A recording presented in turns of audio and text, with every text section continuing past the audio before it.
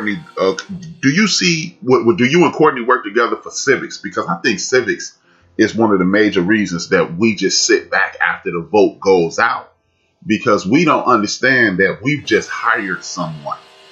An elected official is an employee who the public has hired, and people don't do what you expect; they do what you inspect. So, are you and Courtney working together with these young ladies, or how is this working? So when it comes to that aspect, we are definitely two separate types of companies. When it comes to that, Courtney and I work more on the empowerment part as well as the entrepreneurial side of teaching women the process. So, for an example of that, we have a virtual happy hour that's coming up on December 12th, where we will basically be talking about our journey, being entrepreneurs, what it's like to start a business, what it's like to start an LLC, what it's like to start a 501c3 nonprofit, and just getting more people in line with the journey. Because of COVID, a lot of people have started their own businesses, and we want to make sure that we are preparing them properly. Just whatever their journey is and whatever their venture is, we can help out the best that we can in the beginning of their process. But we haven't gotten into combined both of our programs together in terms of that. Okay. Courtney, what as you already stated, you're looking at women who are doubting themselves. Outside of the self-doubt, what are some of your greatest obstacles that you face on a regular basis? Absolutely. So I'll answer that as in regards to running the campaign, because I just finished working with a client this past primary election, and she was a woman of color, and she was going up against an incumbent who had been in office for 30 plus years, and he was a white male. A lot of the time, she came across questions like, "Oh, how can you juggle, your work life and your home life?" But they never asked the incumbent that question, and that really kind of bothered me, because why can't the male be the homemaker? Why couldn't she be the one? Who does even say that she can't juggle both? I know a lot of women that not even in politics that juggle their work life and their home life, and they do a really great job. I would say my mom does a great job balancing that out. And I know a lot of other women that are really close to me and I consider a friend have juggled that. So I think that that's another obstacle that a lot of women have to overcome. And I would also say that sometimes they bring up emotions. I mean, we even see this with Kamala Harris. That she's been asked several times, "Oh, you're a woman. How can you separate your emotions from the job?" Well, I know a lot of males have very bad tempers. I would consider that to be a problem in the workplace. So I think that a lot of things, they make it, it's very double-standard and very hypocritical of people. So I definitely, and I've worked with males before during campaigns, and I've never seen them have to, go through those challenges and jump those hurdles when running a campaign. So I've seen it from both angles. And that's not to attack males, because I'm not here to attack them. I'm here to uplift them just as much as I'm here to uplift women. But I just think that the journey that the two take are very different. Most definitely. I get tired of hearing those kinds of questions, seeing those statements. What's really sad, in my opinion, Courtney, is when you have women make that statement. That's the most destructive statement I think another woman can make. Because you know what? Not that we should expect men to be ignorant, but an ignorant statement like that coming out of a man's mouth is almost par for the course. But when you hear a woman say that, it's like I was reading this study back in 1960, and they were talking about women in leadership, and that was the number one complaint that women made against other women. But of course, those are not women from our communities, because in 1960 they weren't doing a whole lot of asking of sisters. But as women, what are your greatest obstacles in regards to juggling home life and family? And you women seem to be wildly successful at what you're doing. In relationships, because this made me think about that in a relationship setting, because men have issues with successful women. How do you guys work through that? Or can you, better yet, can you teach us? There's a lot of men in the chat room. Can you teach us how to deal with it? We're listening. Well, for one, I think that that's a great topic to bring up, because I think that you have two different types of people. You have men that can handle that and are there to encourage and push you to be your better self. And then you do have the other male where it's like, it's almost like a competition to compete for your business and their affections. And I don't think that that's something or someone that you should technically be with. And I'm saying that because as a person who's trying to build a business, and the more successful you become, your partner should be there next to you to elevate you, even if it's not at the same level or whatever. You guys should be, it should be vice versa when it comes to encouraging one another. Or if you post something, repost it. If you have an event, come to the event. You want someone that can equally push you, just like you can equally push them, even if you guys' goals are not the same when it comes to career choices or business choices. But you should always have someone that's, rocking with you to the end, and, you rocking with them to the end. And when it comes to home life and family and all of those things and running a business, it's all about balance. It's all about communication. It's all about understanding. And yes, you can teach someone, kind of how to walk the process with you.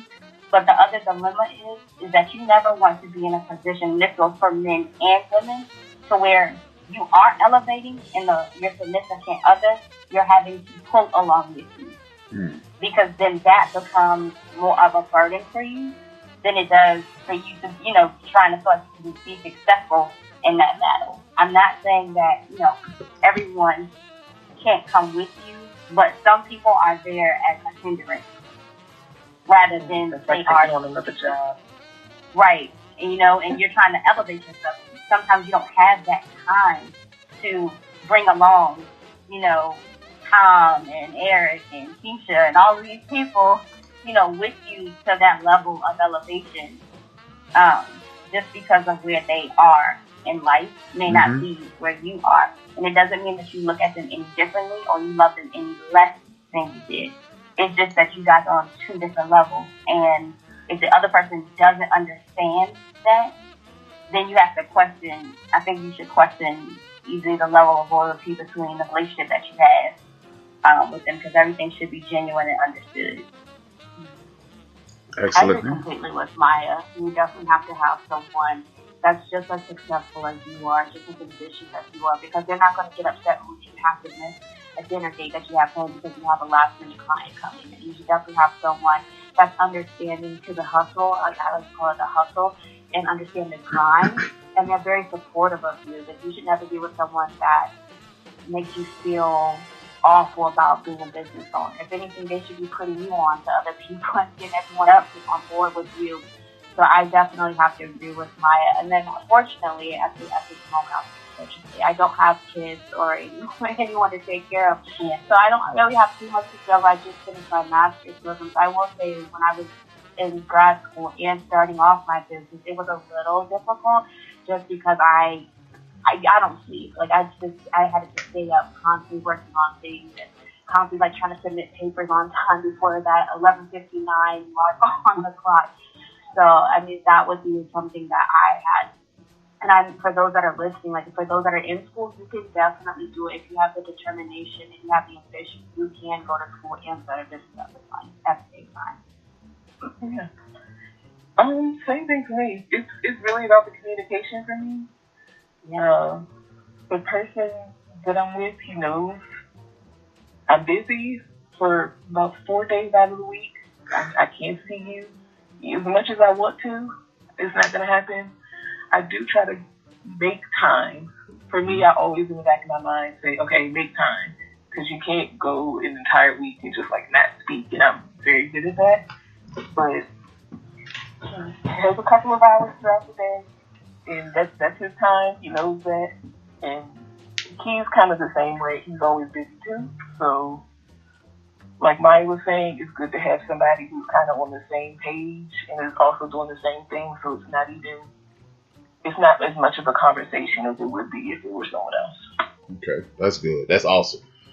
In regards to that, the next thing, one of the next obstacles I notice Black women face a lot It's the stereotypical, I'm the boss, and I'm going to speak to you like I'm the boss, but now I'm the angry black woman.